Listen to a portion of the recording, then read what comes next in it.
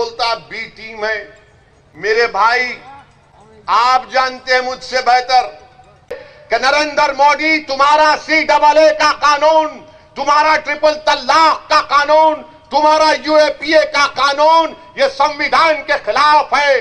हिम्मत और हौसला और हक को बयान करने का मकसद एक ही है ताकि तुमको पैगाम मिल जाए कि जब अगर कोई 2 MP भी हो और बीजेपी के 300 हो तो मोदी की हुकूमत के सामने सच्चाई को बयान करने के लिए जो काम गांधी ने किया था कि सफेद फार्म हुकूमत के उस गलत कानून को गांधी ने फाड़ा, तो तुम्हारा ये दीवाना बीजेपी के 300 MP के सामने CAA कानून को फाड़ कर रख दिया। ये काम करना है। मिनिस्टर बनना, गाड़ी पर टाई टाई लाल लाइट आ जाना, ये हमारा मकसद नहीं है। 70 साल से इन्हीं लोगों ने हमको धोखा दिया। तुम्हारा वोट लिया, दिल्ली गए, तुमको धोखा दिया। तुम्हारा वोट लिया, गुजरात की विधानसभा में गए, 2002 का फसाद हुआ तो गूंगे बनकर बैठे रहे। इसीलिए मेरे अजीज दोस्तों और बुजुर्गों, मेरी इज्जतदार मां और बहनों, इत्तेहाद को पैदा करिए।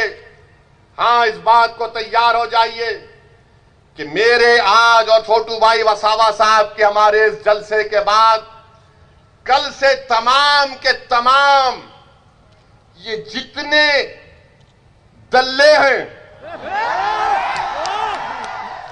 ये जितने चमचे हैं, ये जितना मुर्दार का इंसान का गोश्त खाने वाले गीबत शुरू करेंगे। तो देखो वो भड़काऊ भाषण दिया था, वो ऐसा बोला था। अरे याद रखो, मेरी तकरीर में एक पॉइंट भी कोई संविधान के खिलाफ नहीं है, ना है ना रहेगा। मैं थोड़ा बहुत कानून जानता हूं और कानून का लिहाज करना ये मेरी जिम्मेदारी है। कानून की इज्जत करना ये हम तमाम की जिम्मेदारी है। और वही कानून हमसे कहता है कि जब तुम आवाम के दरमियान में जाओ तो सच्चाई को बयान करो, अल्फाज को चाप कर बयान मत करो।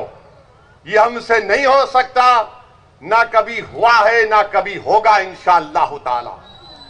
अहम बात जो आपके सामने रखना चाहूंगा मेरे अजीज दोस्तों और बुजुर्गों, मजलिस के ताल्लुक से हम बिहार का इलेक्शन लड़े तो जैसा हम बिहार में गए सब शुरू हो गए,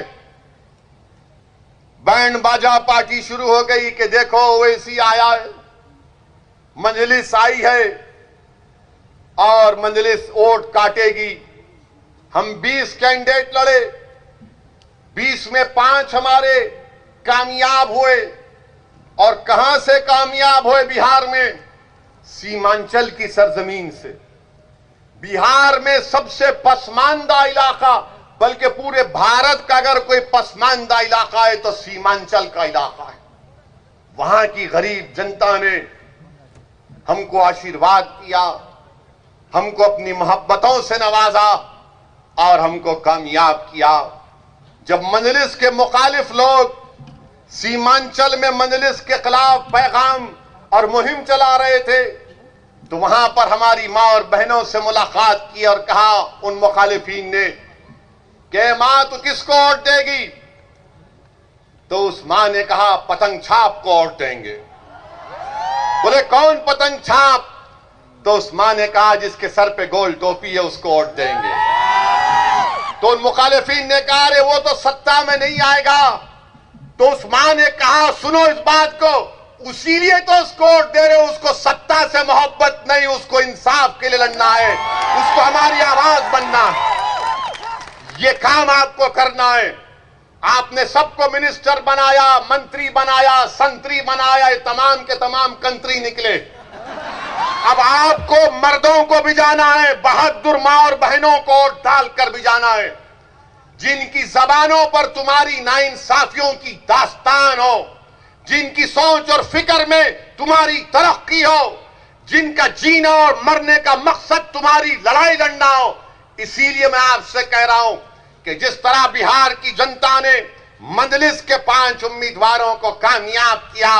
मेरी आंखें वो दिन देख रही हैं इंशाअल्लाह ताला हम छोटू भाई वसावा के साथ गुजरात में इंशाअल्लाह ताला अपनी एक सियासी हैसियत को बनाएंगे और एक ताकतवर हैसियत को बनाएंगे यहां पे इंशाअल्लाह ताला।